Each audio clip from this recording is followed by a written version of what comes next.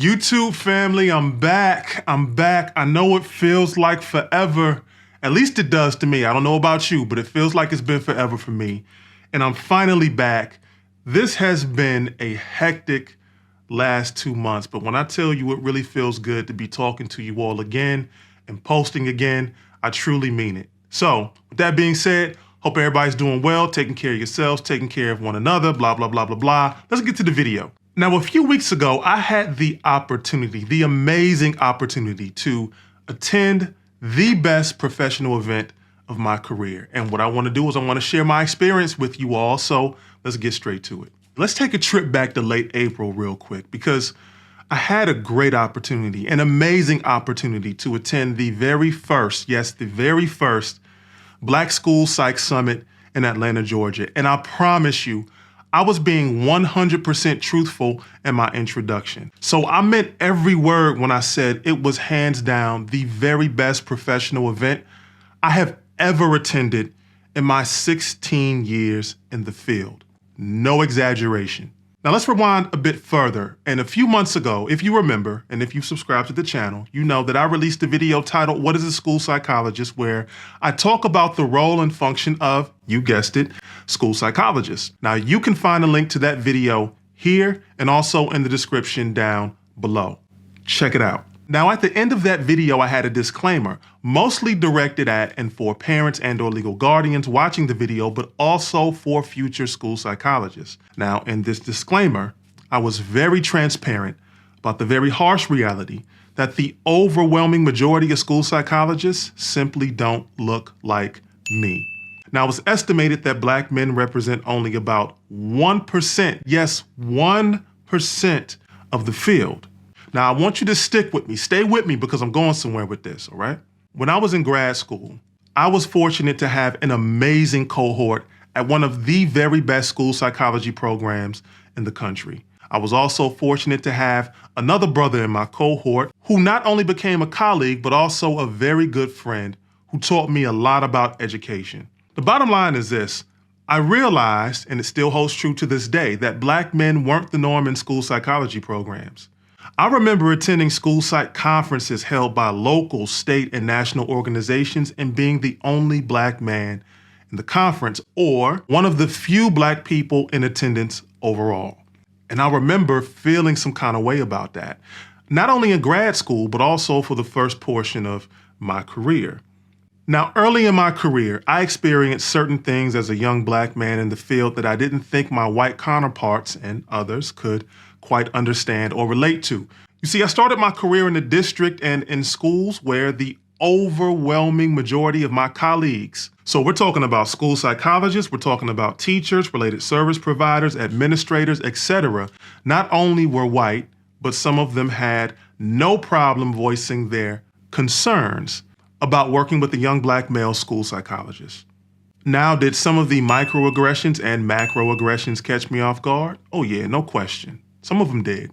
Did it affect me and my work? Well, I'd be lying to you if I said it didn't at times, especially early on in my career. And I was hopeful the day would come when I could share a space with hundreds of brilliant, welcoming, driven, and just overall incredible school psychologists and future school psychologists.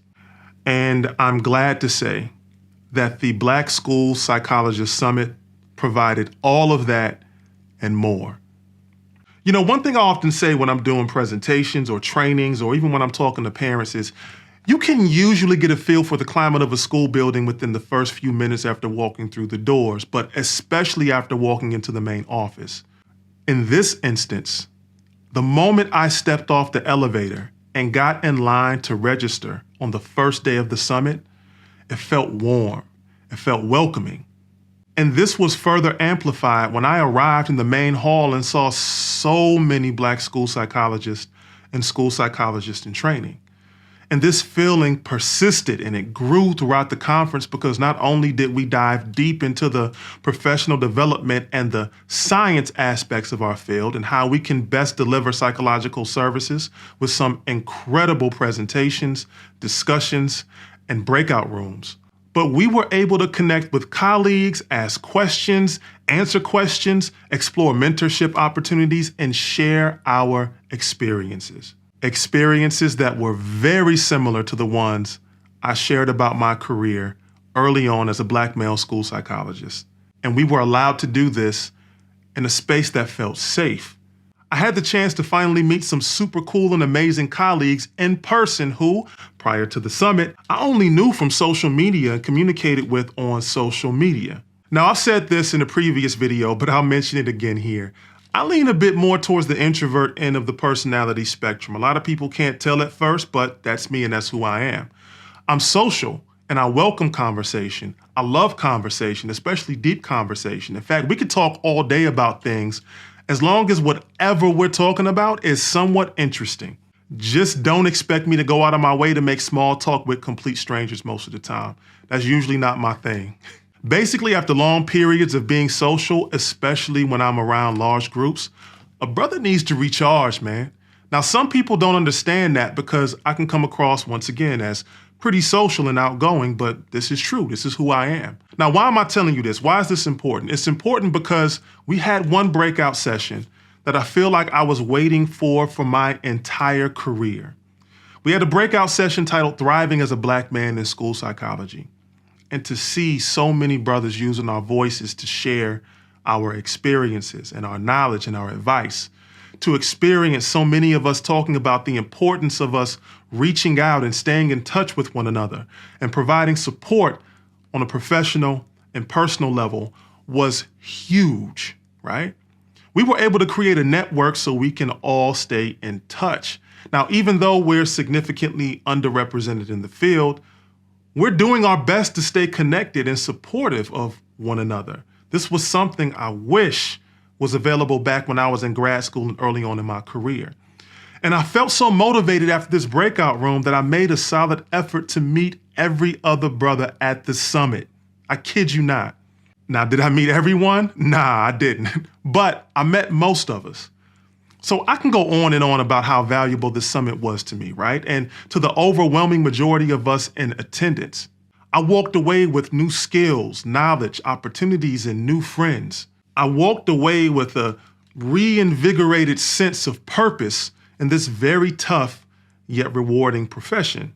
Look, man, I could easily make this video 15 minutes long, and maybe I'll do that next year at the second Black School Psych Summit. But for now, I really just want to give a shout out to the entire Black School Psych Network committee, as well as the CEO, Dr. Byron McClure.